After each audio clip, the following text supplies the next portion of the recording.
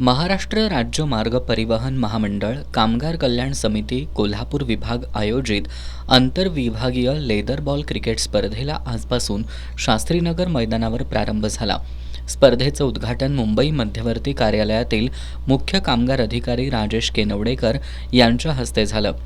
यावेळी कोल्हापूर विभाग नियंत्रक शिवराज जाधव, यंत्र अभियंता यशवंत कांतोडे, विभागीय वाहतूक अधिकारी संतोष बोगरे, कामगार अधिकारी संदीप भोसले, विभागीय सांख्यिकी अधिकारी अनिल पार्टे, विभागीय वाहतूक अधीक्षक अतुल मोरे, दीपक घारगे उपस्थित होते।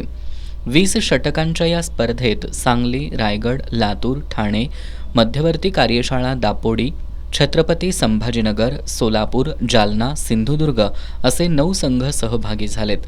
स्पर्धेचे सामने बाद फेरीत खेळवले जाणार आहेत। पहिला सामना सांगली विभाग विरुद्ध ठाणे विभाग यांच्यात झाला।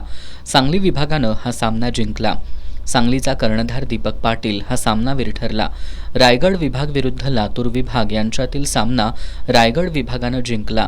रायगड संघाचा कर्णधार सतीश देशमुख हा सामनावीर ठरला। स्पर्धेचा अंतिम सामना 5 डिसेंबर रोजी खेळवला जाणार आहे।